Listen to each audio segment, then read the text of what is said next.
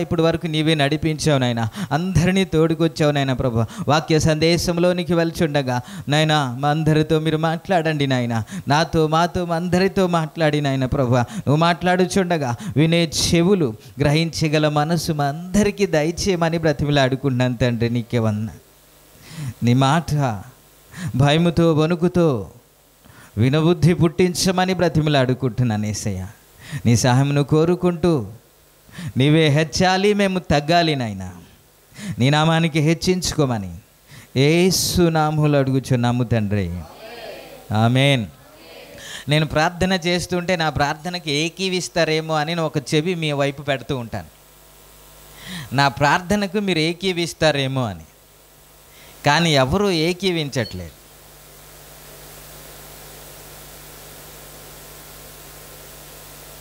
భక్తి ఎక్కువైపోతే అలా ఉంటుంది.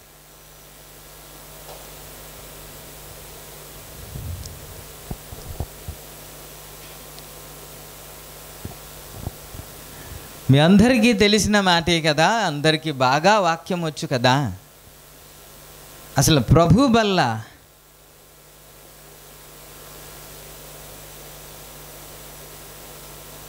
ఎందుకు తీసుకోవాలి?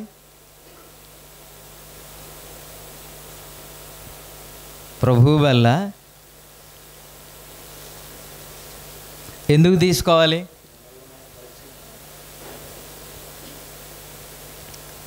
ప్రభు వల్ల ఎందుకు తీసుకోవాలి? ఏమండి? ఆయన మరణమును జ్ఞాపకము చేసి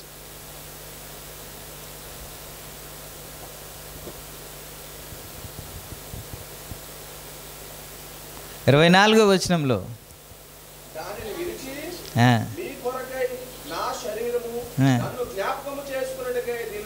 ప్రభు బల్ల అనేది ప్రభువుని జ్ఞాపకం చేసుకొనుటకే అని మాట్లాడారు కదా. దేనికంట? ప్రభువుని జ్ఞాపకం. మనకు గుర్తుందా లేదా? మనం మర్చిపోయామా? ప్రభువుని మనం మర్చిపోయామా? మనం మర్చిపోలేదు కదా. మనం మర్చిపోయామా? ఖచ్చితంగా మనం మర్చిపోలేదు. కాబట్టి మనము దీంట్లో పాల్గొనడానికి ధైర్యంగా మన ముందుకు వెళ్ళచ్చు. ప్రభువుని జ్ఞాపకం చేసుకున్నటకే దీనిని మనము చేస్తున్నాం. మొదటి మాటలో 23వ మాటలోనే నేను మీకు అప్పగించిన దానిని ప్రభు వలన పొంది తిని, తాను అప్పగింపబడిన రాత్రి ఒక రొట్టెను ఎత్తుకొని, ఒక రొట్టె ఎత్తుకునేటప్పుడు ఆయన చేసిన పని ఏమిటి అని అంటే, ఆయన కృతజ్ఞతాస్తుతులు ఏం చేశారంట? కృతజ్ఞతాస్తుతులు. ఎప్పుడు రొట్టెలోనికి వచ్చినప్పుడు, ప్రభు బల్లలోనికి సమీపించినప్పుడు, రొట్టె ద్రాక్షరసం పుచ్చుకోవడానికి వెళ్ళినప్పుడు మొట్టమొదటిగా చేసేది ఏంటంటే కృతజ్ఞతాస్తుతులు. ఎందుకు కృతజ్ఞతాస్తుతులు చెల్లించాలి? దేన్ని జ్ఞాపకం చేసుకోవాలా? ఎందుకు జ్ఞాపకం చేసుకోవాలి? జ్ఞాపకం ఉంటే ఏం చేస్తాం? జ్ఞాపకం లేకపోతే ఏం చేస్తాం? ఎందుకు జ్ఞాపకం చేసుకోవడానికి అని దేవుడు చెప్పాడు. ఆ తర్వాత మొట్టమొదటిగా మనం కృతజ్ఞతాస్తుతులు చెల్లించాలంటాడేంటి? మనం జ్ఞాపకం చేసుకుంటేనే మనం కృతజ్ఞత స్తుతులు చెల్లించుకుంటాం. ప్రభునామానికే మహిమ కలుగు. ఏమి జ్ఞాపకం చేసుకోవాలి?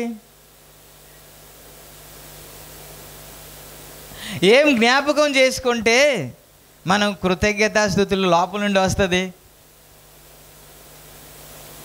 అసలు ఎందుకని కృతజ్ఞతాస్తుతులు చెల్లించాలి? మీరు అంటారు, నాకు తెలుసు. ఇప్పుడు చెప్పండి. Praise the Lord. ఆయన చేసిన దేనికి స్తుతించాలి అండి? ఆయన చేసిన పక్కా స్తోత్రం. ప్రతిదానికి ఒకటే మనం కలిపేయకూడదు కదా. సర్వజనులారా చప్పట్లు కొట్టి అనే మాట కొన్ని ఉంటాయి కదా, ఉత్సాహధ్వని చేయుడి అనే మాట కొన్ని ఉంటాయి. మరి ఎందుకు కృతజ్ఞతాస్తుతులు చెల్లించాలి? రొట్టె పట్టుకునేటప్పుడు కృతజ్ఞతాస్తుతులు చెల్లించారంట. అలా కిందకు వస్తుంటే జ్ఞాపకం చేసుకోవడానికే ఇది చెయ్యండి అన్నారు. మరి దేనికి కృతజ్ఞతాస్తుతులు? అక్కడే వ్రాయబడిన మాటే. దేనికి కృతజ్ఞతాస్తుతులు అండి? ప్రభు అప్పగించిన పని, ప్రభు అప్పగించిన పనిని బట్టి కృతజ్ఞతాస్తుతులు.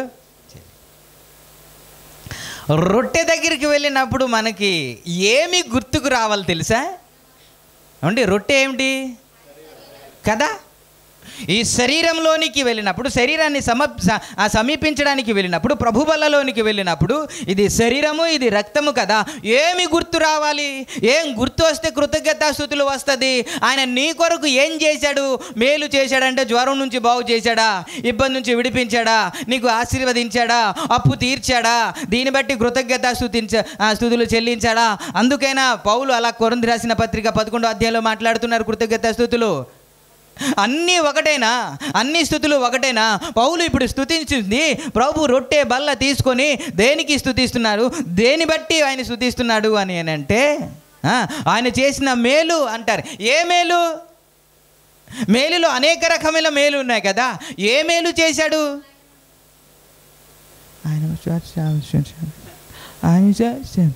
ఇలాగంటే మీకు వినబడుతుందా? వినబడుతుందా? మరి ఎందుకు అలా మాట్లాడతారు మీరు? శరీరాన్ని మనము సమీపించడానికి వెళ్ళినప్పుడు మనకు ఒకటి గుర్తు రావాలి. ఏంటంటే ఆయనే నా కొరకు గాయపరచబడ్డాడని, ఆయనే నా కొరకు రక్తాన్ని చిందించాడని, నా శాపాన్ని తన మీద మోసుకున్నాడని మనకు గుర్తు రావాలి. నేను ఈరోజు ఇలాగున్నానంటే ఆయన నా కొరకు బలియాగం చేయబడ్డాడు అని గుర్తుకు రావాలి మనకి. ఈ స్థితిలో ఉండడానికి ఆయన కృపయే అని మనకు అర్థం కావాలి. ఇలా సంఘంగా కూడుకోవడానికి ఆ రక్తం మూలంగానే మేము ఈ విధంగా జీవించగలుగుతున్నాం అని మనకు అర్థం కావాలి. మన పాటలైతే పాడేస్తాం. ఏమని? ఇప్పుడే పాడాం, నా జీవము నా ప్రాణము నా జీవం నీవే యేసయ్యా నీ ప్రాణమిచ్చి. నిజమే, దాంట్లో కృతజ్ఞత ఖచ్చితంగా ఉండాలి. వీళ్ళు పాడుతుంటే నాకు అనిపించింది, నా ప్రాణము నా జీవము నీవే యేసయ్యా యేసయ్యా. బాలేలా?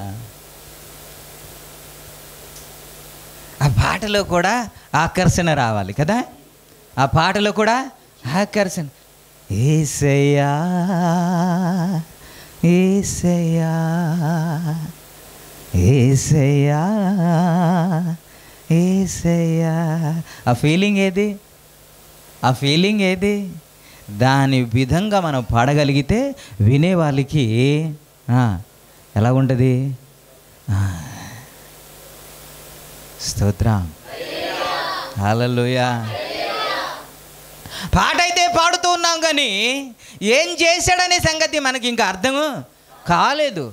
ఎందుకని ఇన్నిసార్లు చెప్పవలసి వచ్చింది? వీళ్ళిద్దరు పాడుతుంటే ఆయన నిలబడి మరలా చప్పట్లు కొట్టండి, గట్టిగా పాడండి, ఇంకా గట్టిగా బిగ్గరగా పాడండి అని చెప్పే అవసరత ఎందుకు వచ్చింది అని అంటే ఆయన ఏం చేశాడో మనకి ఇంకా అర్థం కాలేదు కాబట్టి, ఆయన ఏం చేశాడో మనం మర్చిపోయాం కాబట్టి, ఆయన ఏం చేశాడో గుర్తు చేసుకోలేదు కాబట్టి.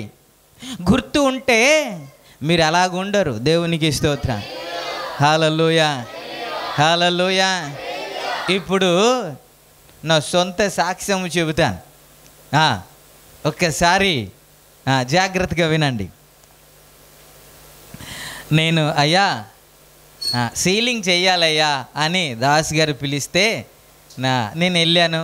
కుర్రోల్ని తీసుకెళ్ళి సీలింగ్ చేశాను. చేసిన తర్వాత తనకి ఏమనిపించిందో తెలియదు. ఫస్ట్ నుంచి అయితే నేను లేను. ఏమనిపించిందో తెలియదు. అయ్యా మీరే కొద్ది జాగ్రత్తగా చెయ్యండి అయ్యా అన్నారు.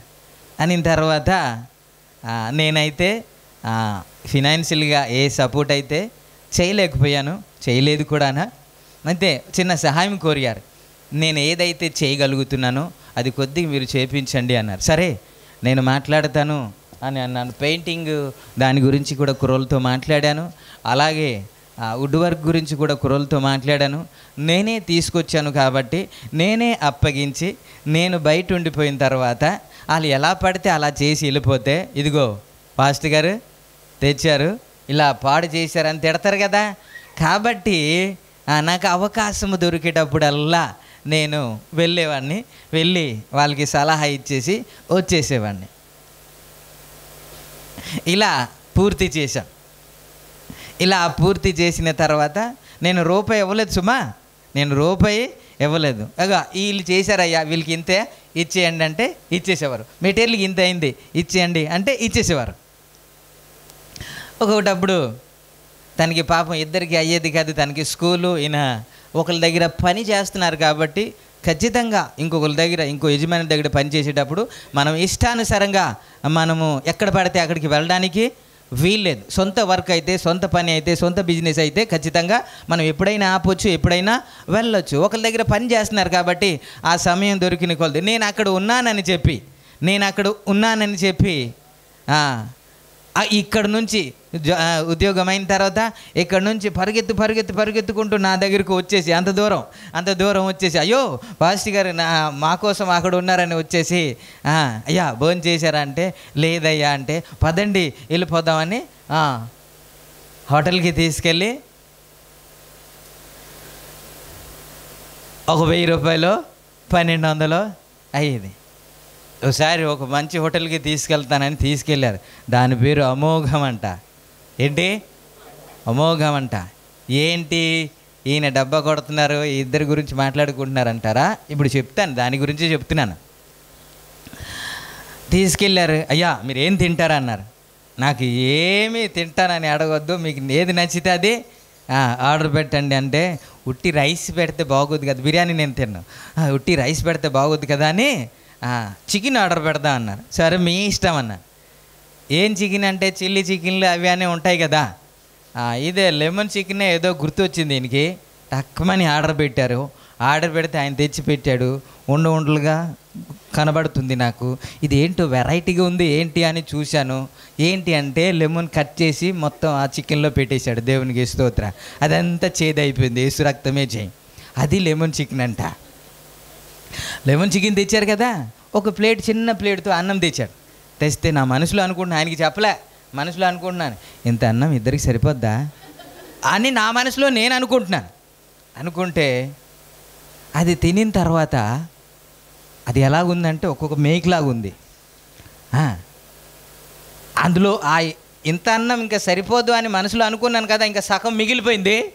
అది పక్కన పెట్టేసి చారుతో తినేసి వచ్చేసావు. దేవునికి స్తోత్రం. అంత అమోఘంగా ఉంది. 800-700 బిల్ అయింది. నాకు చాలా బాధ అనిపించింది ఆ రోజు. అయ్యా దీనికా ఇంత ఖర్చు పెట్టి మనం తినేది అని నేను బాధపడ్డాను, చాలా బాధపడ్డాను. ఇలాగా నేను హెల్ప్ చేయడానికి వెళ్తే ఆయనే నాకు తిరిగి అంటే ఎవరైనా పని చేస్తే 800 ఇస్తే పని చేస్తాడు కదా, నాకు ఒక్కడికి అంటే ఏదో నేను హెల్ప్ చేస్తున్నాను, ఏమీ చేయలే. ఇవన్నీ ఎందుకు చెబుతున్నానంటే, ఆ ఓపెనింగ్ రోజు కొంతమంది ఆలస్యంగా వచ్చారు కానీ ఈయనకి సాక్ష్యం చెబితే నేను బయటకు వచ్చాను. నేను బయటకు వచ్చేసిన తర్వాత ఆ దేవుడు ఇలా చేశాడు, నాకు నా సాక్ష్యం ఏంటి, చనిపోవాల్సింది, ఇవన్నీ చెప్పిన తర్వాత ఇవన్నీ చేసింది ఎవరు తెలుసా? ఇదిగో ఈయనే అన్నాడు. ఈయనే అనేటప్పుడు నేను అక్కడ లేను కదా, పరిగెత్తుకుని బయటకు వచ్చేసి అయ్యా రండి అయ్యా అనేసి తీసుకెళ్ళి ఈయనేనండి అని చూపిస్తున్నారు. ఎవరు వచ్చినా సరే ఇదంతా బాగుంది కదా ఈయన చేసింది అంటున్నాను, ఇదంతా బాగుంది కదా ఈయన చేసిందే అనేసి ప్రతి ఒక్కరు చెప్తాను. మొన్నే ఫ్రైడే ఒక ప్రేయర్ అయితే సలోమి సిస్టర్ వాళ్ళు వచ్చారు. ఇల్లు గురించి మాట ఎత్తగానే ఈయనేనండి చేశారా అంటున్నారు. నాకు అనిపించింది, అప్పుడప్పుడు నాకు సమయం దొరికినప్పుడు వెళ్ళి చిన్న సలహా ఇస్తే నేను డబ్బు పెట్టలేదు, నేనేం పెట్టుబడి పెట్టలేదు, ఏమీ చేయలేదు, ఆ చిన్న పనికే ఇంత కృతజ్ఞత కలిగి ఉంటే మరి యేసయ్య నీ పట్ల చేసిన మేలు ఎంత గొప్పది. రవి నీ కొరకు చనిపోయాడా? రవి కూడా నీ కొరకు రక్తం కార్చాడా? ఏమైనా పెట్టుబడి పెట్టాడా? నీ కొరకు రక్తం కార్చింది నీ యేసయ్య కదా.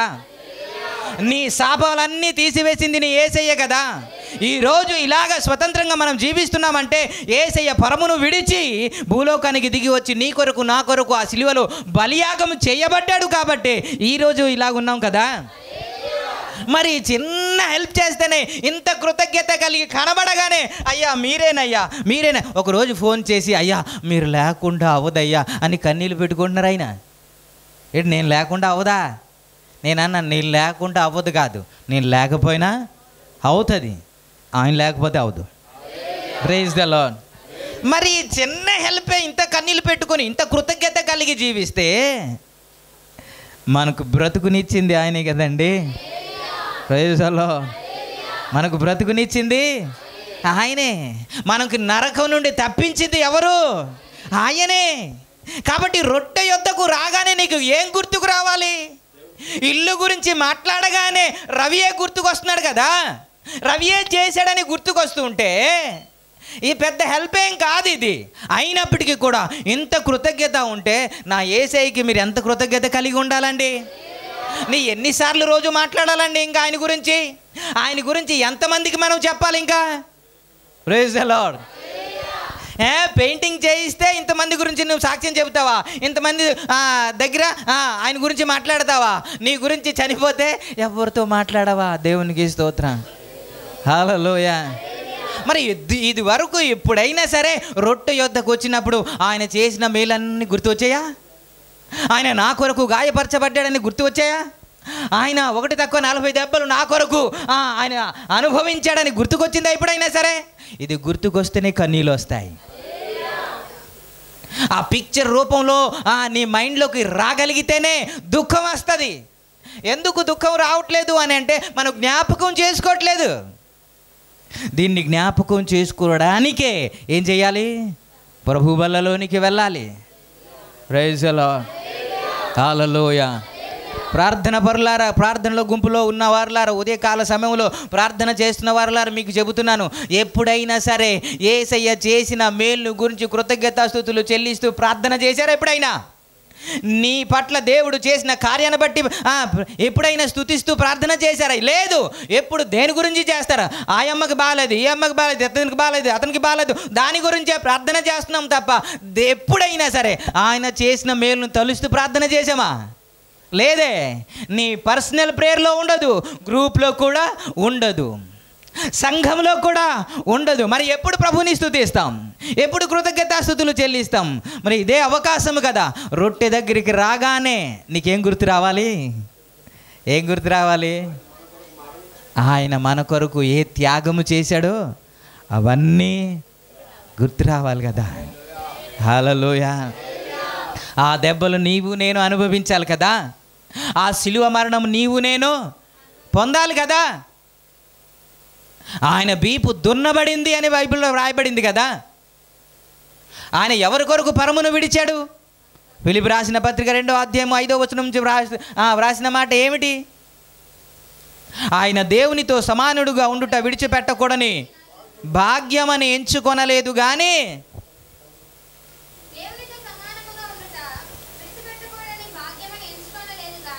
మనుషులు పోలికగా పుట్టి దాసుని స్వరూపమును ధరించుకొని తను తాను రిక్తునుగా చేసుకొని. ఓకే ఓకే ఓకే ఓకే ఆయన దేవునితో సమానుడుగా ఉన్న వ్యక్తి అయినప్పటికీ కూడా ఆయన నీ కొరకు నా కొరకు ఎక్కడికి వచ్చాడు చెప్పండి? హల్లెలూయా. ఎక్కడికి వచ్చాడండి? ఆయనే రాకపోతే మనకి క్రీస్తే లేనిదే మన జీవితానికి విలువ లేని నా జీవితానికి సిలువ తెచ్చెను విలువ అని పాట రాస్తారు కదా. ఆ సిలువ లేకపోతే ఈరోజు మనకి జీవితమే లేదు కదా. అది సామాన్యమైన కార్యము అని మనం అనుకుంటున్నాం. మనకి ఇంకా అర్థం కాలేదు. ఈ రక్షణను బట్టి మనం స్తుతించాలి. ఇప్పుడు మనం చదువుకున్న మాట ఏంటి? 95వ కీర్తనలో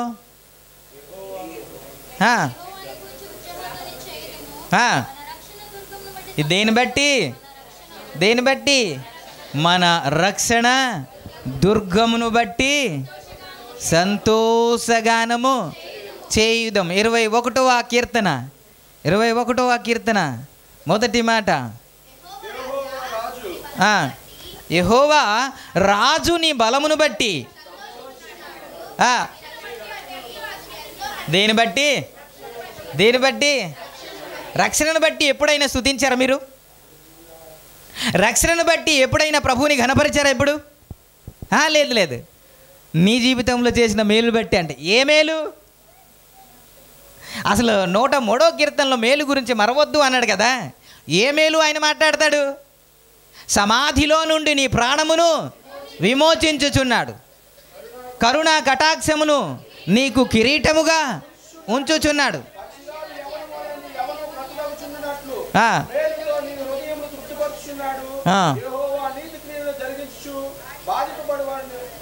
పైన పైన ఏమని ఉంటుందంటే, నీ దోషములను క్షమించువాడు, నీ సంకటములను కుదుర్చువాడు అని ఉంటుంది. దేనిని బట్టి? రక్షణను బట్టి. యేసు రక్తమే ప్రతి పాపమును కడిగి పరిశుద్ధపరుస్తుంది అని బైబిల్ చెబుతుంది కదా. ఆయన రక్తము చిందించకుండా మనకు పాప క్షమాపణ లేదు. పాప క్షమాపణ లేకుండా మోక్ష రాజ్యము లేదు.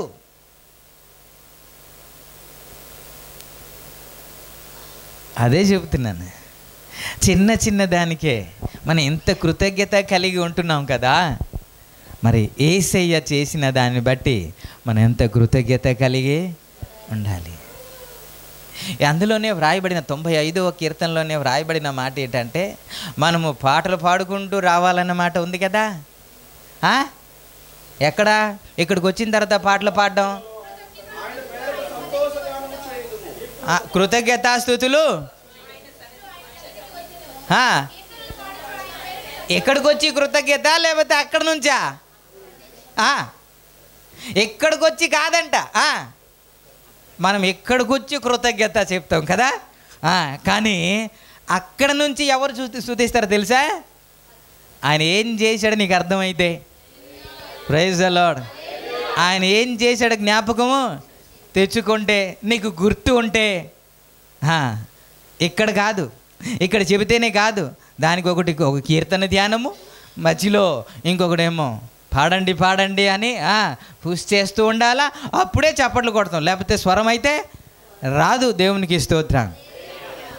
అలాగ స్వరం రావడానికి, గట్టిగా చప్పట్లు కొట్టడానికి మ్యూజిక్ ఏమవుతుంది, ఇంకా ఇంకా ఇంకా అని ఆయనకి చెబుతూ ఉండాలా, కొద్ది స్పీడ్ చేస్తూ ఉండాలా, అప్పుడే వస్తుంది, లేకపోతే రాదు.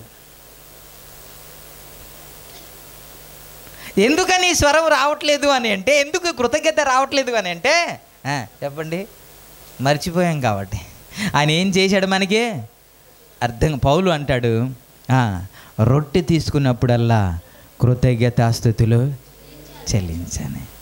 దీనిని జ్ఞాపకం చేసుకోవడానికే మీరు చేయాలి. దేవునికి స్తోత్రం. హల్లెలూయా. ఆయనే నా కొరకు చనిపోయాడు అనిపిస్తే, నీకు నిజంగా గుర్తొస్తే, పౌలు అంటాడు, అయ్యా ఇక నుంచి నేను కాదు, గలతీ రాసిన పత్రిక 2వ అధ్యాయం 20వ వచనంలో, నేను జీవించిన జీవితము నా కొరకు కాదయ్యా, జీవించువాడును నేను కాను, క్రీస్తే నాయందు జీవించుచున్నాడు.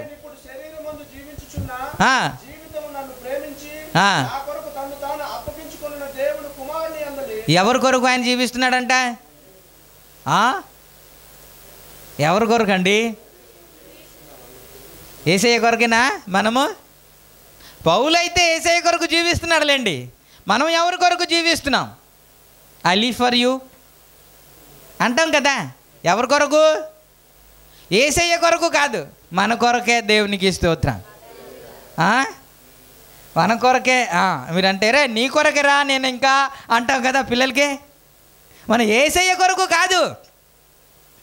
ఎందుకని? ఒకప్పుడేమో క్రైస్తవులందరినీ హింసిస్తూ ఉన్నాడు కదా, ఎక్కడ ప్రార్థన చేస్తుంటే అక్కడికి వెళ్ళి అల్లరి చేస్తున్నాడు కదా, ఎక్కడ ప్రార్థన చేస్తున్న వారిని తీసుకొచ్చి చెరసాల్లో వేస్తున్నాడు కదా. ఇలాంటి వ్యక్తి ఇలా ఎందుకు మారిపోయాడు అని అంటే, ఎప్పుడైతే దేవుడు దర్శించాడో, ఎప్పుడైతే దేవుని మాట అర్థమైందో, దేవుని కార్యము అర్థమైందో, అప్పుడు ఏమంటున్నాడు అని అంటే, ఒకప్పుడైతే తెలియక నేను అలా చేశానయ్యా, నా కొరకు ఆయన చనిపోయాడని నాకు తెలియదయ్యా, నా కొరకు గాయపరచబడ్డాడని నాకు అర్థం కాలేదయ్యా, నా కొరకు మరణించాడని నాకు అర్థం కాలేదయ్యా, ఆయన శిలువ మరణం పొందితే కానీ నాకు రక్షణ అనుభవంలోనికి నేను వెళ్ళలేను అని తెలియదు కాబట్టి అలా బ్రతికాను. ఇప్పుడు తెలిసింది, ఆ బ్రతుకుని విడిచిపెట్టేశాను. ఇప్పుడు ఎవరి కొరకు బ్రతుకుతున్నాను అంటే, ఎవరైతే నా కొరకు మరణించి తిరిగి లేచాడో ఆయన కొరకు ఇప్పుడు నేను బ్రతుకుతున్నానంటున్నా. ఈ బ్రతుకు నాది కాదు, ఈ బ్రతుకు నాది కాదయ్యా, ఎవరిది? యేసయ్యదే. నేను బ్రతుకుచున్న జీవితము ఇది నాది కానే కాదు, ఆయన పెట్టిన భిక్షే. Praise the Lord. హల్లెలూయా, హల్లెలూయా. అందుకే ఇప్పుడు సొంత ఇష్టాన్ని చంపుకుంటున్నాడు, సొంత ఇష్టాన్ని చంపుకొని దేవుని చిత్తాన్ని చేయడానికి ఇష్టపడుతున్నాడు. Praise the Lord. నాకు ఏదైతే లాభకరంగా ఉందో, ఏదైతే సంతోషకరంగా ఉందో, ఏదైతే ఆనందకరంగా ఉందో, ఎక్కడికి వెళ్తే బాగుంటుందో అనుకున్నానో, అక్కడికి వెళ్తే సంతోషంగా ఉంటుందో అనుకున్నానో, అవన్నీ పక్కన పెట్టేశాను. ఎందుకు తెలుసా? ఆయన మరణము లేకపోతే శిలువ మరణము ఒక బలమును నేను చూడాలి, నేను అనుభవించాలి. ఇవన్నీ పెంటతో సమానముగా ఎంచుకుంటున్నాను అంటాడు. Praise the Lord. హల్లెలూయా. అంటే పౌలు కంటే వ్యతిరేకంగా జీవించిన వాడు ఎవడైనా ఉన్నాడండి? క్రైస్తవులకి వ్యతిరేకంగా, దేవునికి వ్యతిరేకంగా, దేవునికి కోపం పుట్టించే విధంగా బ్రతికిన వాడు ఎవడైనా ఉన్నాడంటే పౌలే అని అంటాం. అందుకే ఆయన పాపులలో ప్రధాన పాపి అని మాట్లాడతాడు. ఆయన పాపులలో అంటాడు. ఆయన అలాంటి వ్యక్తిని దేవుడు కరుణించి కృప చూపించాడు. హల్లెలూయా. అర్థమైన తర్వాత చేసింది ఏంటి అంటే, నా కొరకు చనిపోయిన యేసయ్య కొరకు బ్రతకాలి, నేను యేసయ్య కొరకు ప్రాణం పెట్టేయాలంట. హల్లెలూయా. ఒక దినాన అపోస్తుల కార్యం 20వ అధ్యాయంలో ఒక దినాన ఆయన వెళ్ళిపోవాల్సిన వచ్చింది. యెరూషలేముకు ఆయన వెళ్తూ ఉన్నారు. ఆఖరి యాత్ర అది. ఆ ఆఖరి యాత్రలో కొంతమంది చెప్పారు, కొంతమంది ప్రవక్తలు కూడా, అయ్యా ఈ నడుకట్టు కలిగిన వ్యక్తికి యెరూషలేంలో ఇలాంటి హింసలు కలుగుతాయని పరిశుద్ధాత్మ దేవుడు బయలుపరుస్తున్నాడని చెబితే చాలామంది ఏడ్చారు. ఆయన కౌగిలుంచుకుని ఏడ్చారు. అయ్యా వెళ్ళొద్దు వెళ్ళొద్దు వెళ్ళొద్దు అన్నారు. కానీ ఆయన మాట్లాడుతున్న మాట చదువుదామా? 21వ అధ్యాయము 11వ వచనం నుండి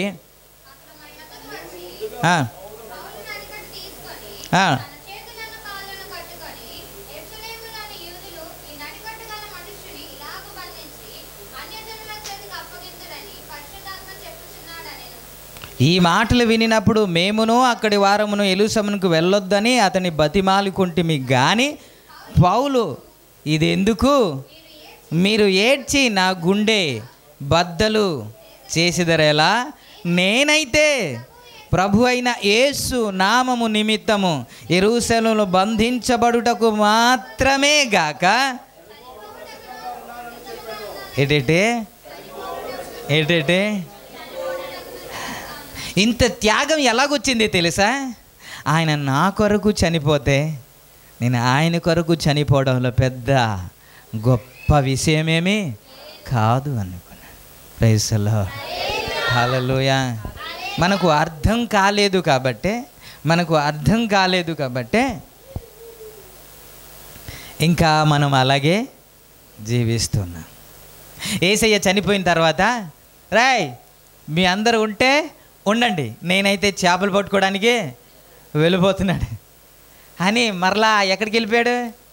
చేపలు పట్టుకోవడానికి వెళ్ళిపోయాడు. కొంతమంది దైవ సేవకులు ఇలా మాట్లాడతారు, పేతురును కలుసుకోవడానికి ఇలాగ వెళ్తూ ఆయన ముందుకు నడుచుకుంటూ వెళ్ళిపోతున్నారంట. యేసయ్య నడుచుకుంటూ వెళ్ళిపోతుంటే, యేసయ్య ఏంటయ్యా ముందుకు వెళ్ళిపోతున్నావు అని పేతురు అడిగితే అంట, మరలా నేను సిలువ వేయబడ్డానికి వెళ్తున్నానయ్యా అని అన్నారు అని కొంతమంది దైవ సేవకులు వ్యాఖ్యానిస్తూ ఉంటారు.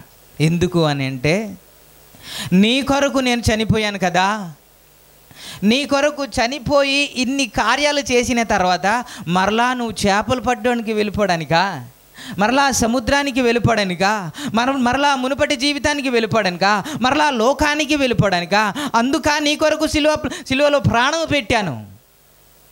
అందుకే నువ్వు మరలా రావాలి అని అంటే మరలా నేను సిలువలో ప్రాణం పెట్టాలి. అప్పుడు వెనక్కి వచ్చేసాడంట. దేవునికి స్తోత్రం.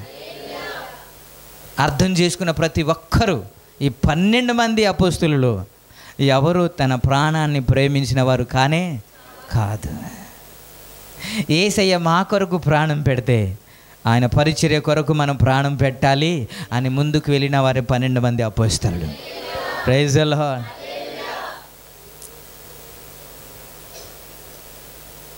కాబట్టి మన రక్షణను బట్టి ఏం చేయాలి? కృతజ్ఞతాస్తుతులు. అపోస్తుల కార్యం 7వ అధ్యాయంలో వారు మాట్లాడుతున్న, ప్రకటన గ్రంథం 7వ అధ్యాయంలో వాళ్ళు మాట్లాడుతున్న మాట ఒక్కసారి మీరు చదువుతారా? 7వ అధ్యాయము 9వ వచనం నుండి మనం చదువుదామా?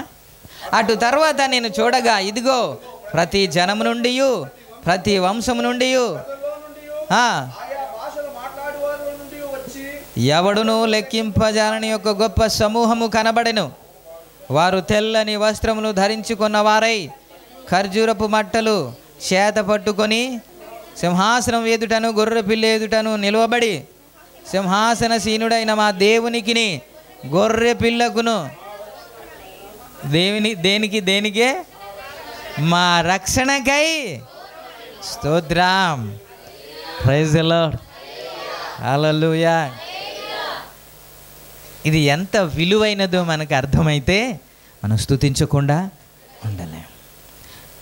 అది అర్థం చేసుకునే అవకాశం ఎక్కడ అంటే, ఈ రొట్టె యొద్దకు మనకు వచ్చినప్పుడల్లా మనకు గుర్తుకు రావాలి, ఆయన నా కొరకు ఏం చేశాడని. Praise the Lord. ఆ తర్వాత ఆయన ఇలా విరిచి వడ్డించాడనమాట. ఉంటుంది కదా, విరచి, దాని విరచి అన్న మాట ఐక్యత అనే దానికి సూచిస్తుంది. దేనికి? ఐక్యత. ఎలా అంటారా? విరచికి ఐక్యతకి ఎలాగా? ఇలా కలిపితే కదా ఐక్యత. విరిస్తే ఐక్యత ఏంటి?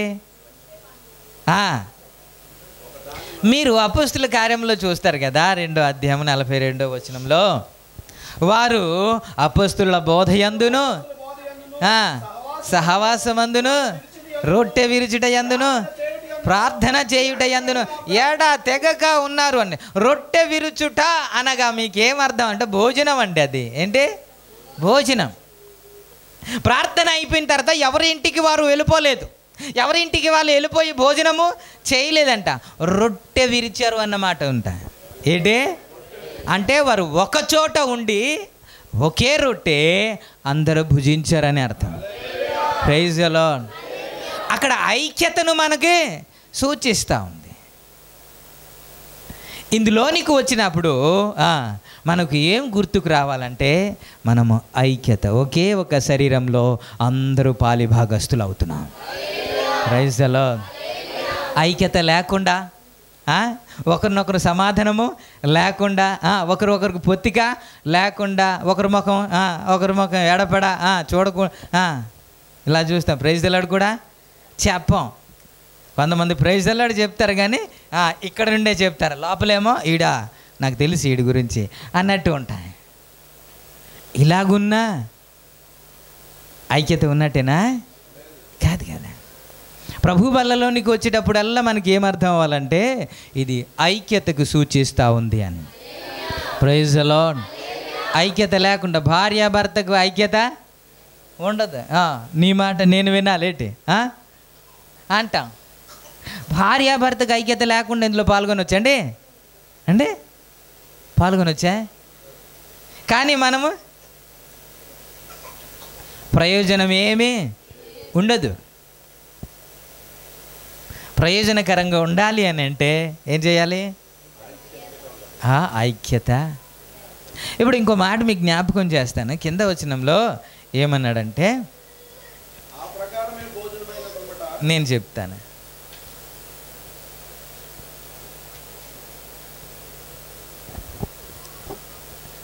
27వ వచనంలో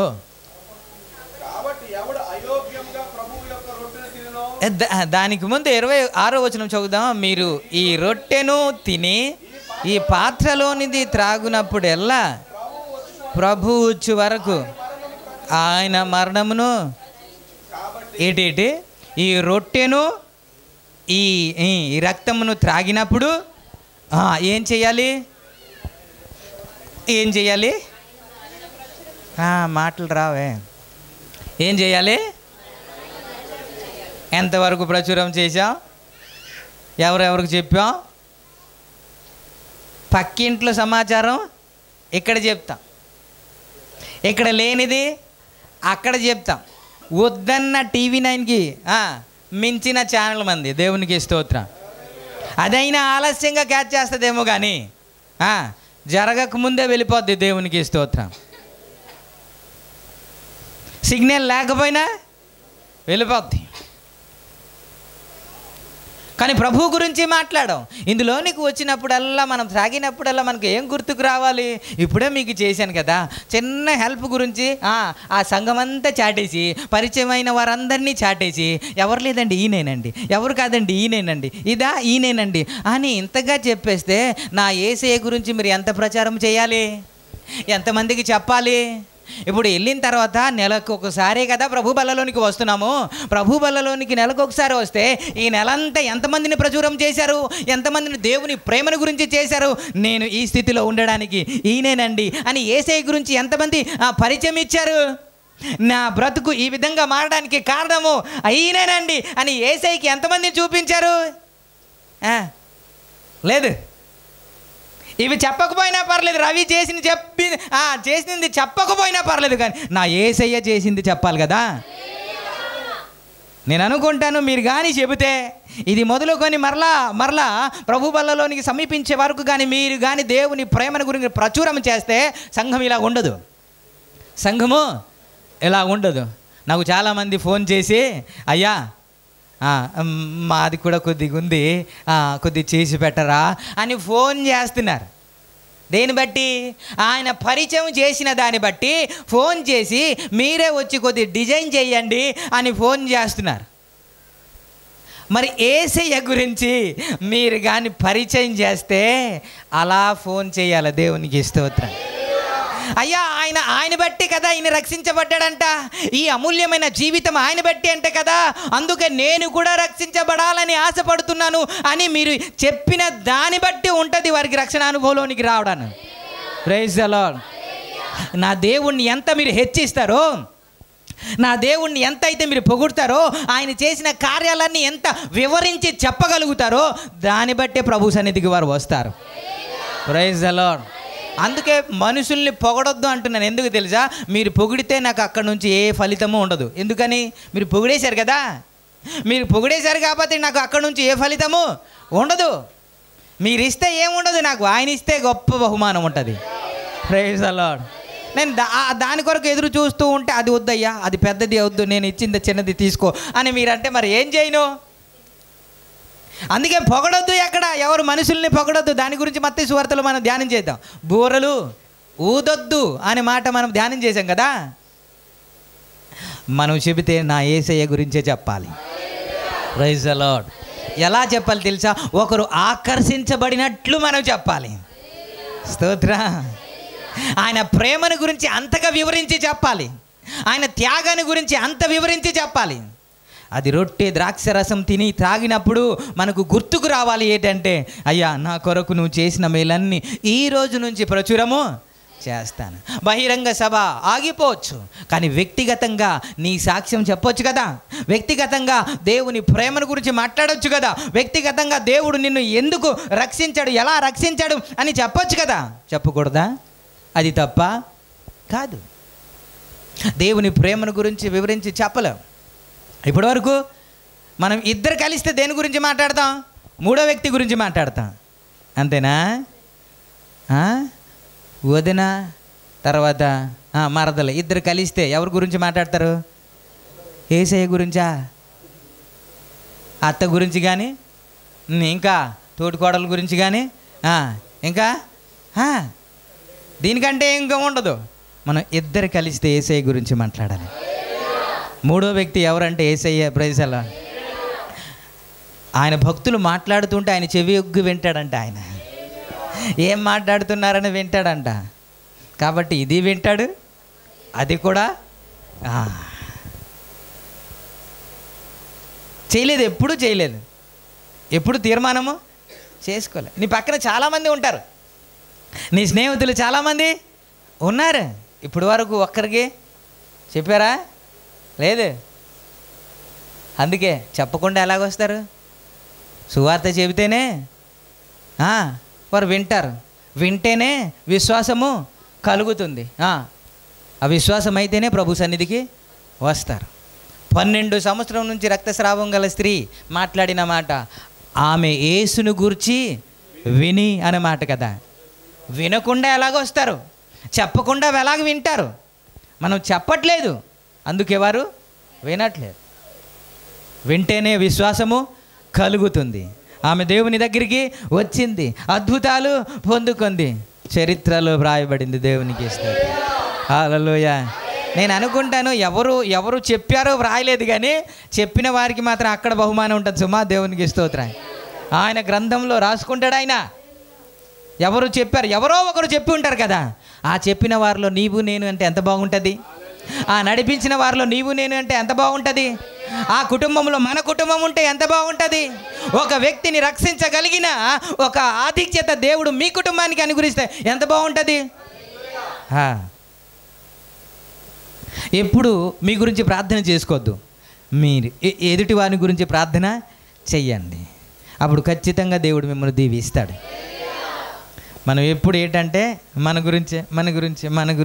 గురించి చేస్తాం కాదు, ఇతరుల గురించి ప్రార్థన చేయాలి.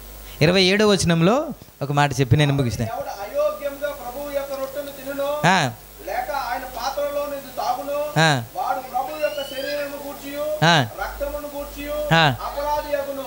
ఓకే, ఇప్పుడు నేను చెప్తాను. ఒక ప్రశ్న అడుగుతాను, మీ అందరికీ తెలుసు కాబట్టి. యోగ్యత అంటే ఏంటి? యోగ్యత అంటే ఏంటి? మీరు మాట్లాడకపోతే నేను కూడా మాట్లాడడం మానేస్తాను. యోగ్యత అంటే ఏంటి?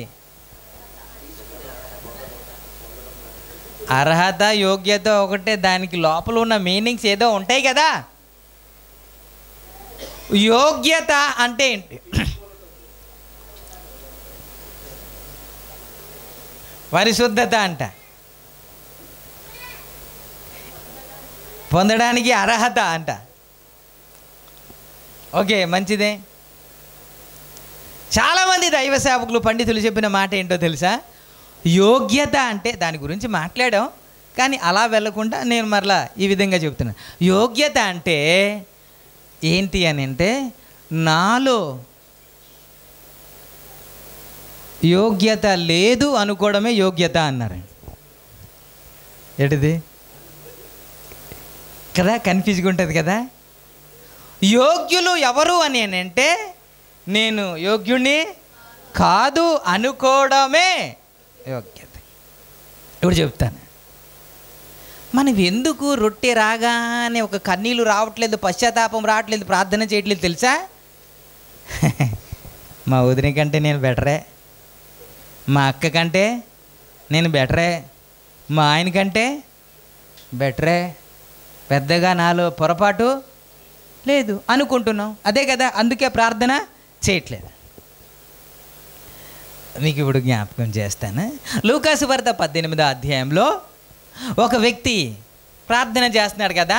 నేనేమో వారానికి 2 మార్లు ఉపవాసం ఉంటాను, నా రాబడి అంతటిలో 10వ భాగమును ఇస్తాను, చోరులైనను వ్యభిచారులైనను ఇగో ఈ సుంకరి వలనైనను నేను ఉండనందున నీకు కృతజ్ఞతాస్తుతులు చెల్లిస్తున్నాను అని ఒక ఆయన ప్రార్థన చేస్తున్నాడు. ఆయన నీతిమంతుడు అంట, అతడు నీతిమంతుడు అంట. ఆ విధంగా ప్రార్థన నేను యోగ్యుణ్ణి అని ప్రార్థన చేస్తున్నాడు. కానీ 13వ వచనంలో దూరమున అయితే సుంకరి దూరమున నిలవబడి ఆకాశం వైపు కనులెత్తుటకు ధైర్యము చాలక రొమ్ము కొట్టుకొనుచు, అయ్యా పాపినైనా నన్ను అంటే నాలో ఏ యోగ్యత లేదు, ఏ యోగ్యత లేదు, ఎటు చూసినా నాలో పొరపాటే, దోషమే, పాపమే. అయ్యా నేను యోగ్యుణ్ణి కాదయ్యా, నేను ఇక్కడికి రావడానికి యోగ్యుణ్ణి కాదయ్యా, నీ సన్నిధికి రావడానికి యోగ్యుణ్ణి కాదయ్యా, ప్రభు బల్లలోనికి రావడానికి నేను యోగ్యుణ్ణి కాదయ్యా. పశ్చాత్తాపం ఎప్పుడైతే వచ్చిందో అతని కంటే 14వ వచనము, అతని కంటే ఇతడు ప్రైజ్ ది లార్డ్ ఎప్పుడు తీర్చబడ్డాడు? నేను యోగ్యును కాను అని ఒప్పుకున్నందుకు అతడు యోగ్యుడుగా తీర్చబడ్డాడని కదా బైబిల్లో చూస్తాం. Praise the Lord. నేను యోగ్యుని కాను అని ఎప్పుడైతే మనసుకు వస్తుందో మనకి పశ్చాత్తాపం వస్తుంది, మనం ఒప్పుకోలు వస్తుంది, ప్రభు సన్నిధిలో తగ్గించుకుంటాం. అయ్యా రొట్టెలోనికి వెళ్ళిపోతున్నా, అయ్యా అయోగ్యుడిగా తీసుకోకూడదంట కదా, అయ్యా పరిశుద్ధత లేకుండా తీసుకోకూడదంట కదా, అందుకే నేను ఒప్పుకుంటున్నాను, నేను ఇది తీసుకోవడానికి నాకు అర్హత లేదయ్యా, నేను అయోగ్యుడినయ్యా అని ఎవరైతే ఒప్పుకుంటారో నా యేసయ్య క్షమించడానికి ఇష్టపడుతున్నా. Praise the Lord. హల్లెలూయా. ఎప్పుడు ఒప్పుకున్నాం అనేది? ఎప్పుడు ఒప్పుకొని తీసుకుంటేనే ఆశీర్వాదం అంట, లేకపోతే యోగ్యత లేకుండా కొంతమంది తీసేసుకున్నారంట. ఇది రొట్టె కదా అని తీసేసుకున్నారంట, ఇది ద్రాక్షరసమే కదా అని తీసేసుకున్నారంట. పర్లేదులే నాకు మాత్రమే తెలుసు, పక్కనకి ఎవరికి తెలియదు అని అనుకున్నారంట. ప్రతి ఒక్కరికి ప్రతి ఒక్క చిన్న చిన్న బలహీనతలు ఉంటాయి, బలహీనతలు ఉంటాయి. అయితే ఆ బలహీనత మనుషుల ఎదుట దేవుని ఎదుట ఒప్పుకోవాలి. Praise the lord. ప్రభు సన్నిధిలో ఒప్పుకొని పశ్చాత్తాపంతో ఈ ప్రభు బల్లలోనికి ప్రవేశిస్తే కొంతమంది ఒప్పుకోకుండా తీసుకున్నారంట, వారేమో నిద్రించారంట, బలహీనులు అయిపోయారంట, రోగగ్రస్తులు అయిపోయారంట. అంటే దీని మూలంగా మనకి ఏం రావాలి అని అంటే శక్తి రావాలి. Praise the Lord. దీని మూలంగా మనకు ఆరోగ్యం రావాలి. Praise the Lord. ఏం రావాలి? ఆరోగ్యము రావాలి. దీనివలన మనకి నిత్య జీవము మనం పొందుకోవాలి. ఎప్పుడు అని అంటే యోగ్యులుగా తీసుకుంటేనే. Praise the Lord. ప్రభునామానికే మహిమ కలుగునుగా, ప్రభునామానికే మహిమ కలుగునుగా. మనం వినేవారుగా కాకుండా ప్రభు బల్లలోనికి వచ్చినప్పుడల్లా నిజానికి మీరు చాలా మంచోళ్ళు, మీరు చాలా మంచోళ్ళు. దేవుడు మిమ్మల్ని అందరినీ వాడుకోవాలని అనుకుంటున్నాడు. నిజమే చెబుతున్నాను. కానీ ఆ చిన్న చిన్న బలహీనత ఉంది చూశారు, దానినే మిమ్మల్ని, మీ క్యారెక్టర్ని, మీ ఇమేజ్ని డామేజ్ తీసేస్తుంది. మీ ఇమేజ్ని చాలామంది ఘోరంగా ప్రవర్తించేవారు ఉన్నారండి. అలా మనం లేము కదా. కానీ ఈ చిన్న బలహీనత ఏంటి? చిన్నదే, పెద్దదేమీ కాదు. ఈ చిన్న బలహీనత ఏం చేస్తుంది? అందరి ముందు మీ ఇమేజ్ని పాడు చేసేస్తుంది. Praise the Lord. అవసరం అంటారా? అది అవసరమా? మనకు పొగిడేది కావాలా, చీ అనేది కావాలా అండి? హెచ్చింపబడేటట్టు కావాలా, తగ్గించబడేటట్టు కావాలా? గౌరవం కావాలా, అవమానం కావాలా? ప్రైజ్ ది లార్డ్ కదా. మనం గౌరవంగా ఉండాలన్నా, ఘనంగా ఉండాలన్నా, నీ దగ్గరికి వచ్చి అందరు సలాం కొట్టాలన్నా మనం ఎలా జీవించాలి? ప్రభుకి అనుకూలంగా ఈ చిన్న చిన్నది వదిలేద్దాం. Praise the Lord. చిన్న చిన్న బలహీనత వదిలేద్దాం. ఈ రోజు నుంచి ప్రభు సన్నిధికి వచ్చేద్దాం. ఆ బలహీనత నేను వదులుకోలేము అనుకుంటే నా యేసయ్య సహాయం చేయడానికి ఇష్టపడుతున్నాడు. హల్లెలూయా. పరిశుద్ధాత్మ దేవుడు నిన్ను సహాయం చేయడానికి ఇష్టపడుతున్నాడు. ప్రతి బలహీనుల్ని సహాయం చేసి సర్వసత్యమునకు నడిపించే దేవుడు పరిశుద్ధాత్మ. హల్లెలూయా, హల్లెలూయా. అండ్ భయముతో వణుకుతో తీసుకోవడానికి ప్రయత్నము చేద్దాం. దేవుడు మిమ్మల్ని ఘనపరచునుగాక. ఈ మాటలు దేవుడు ఆశీర్వదించునుగాక. కళ్ళు మూసుకుందాం.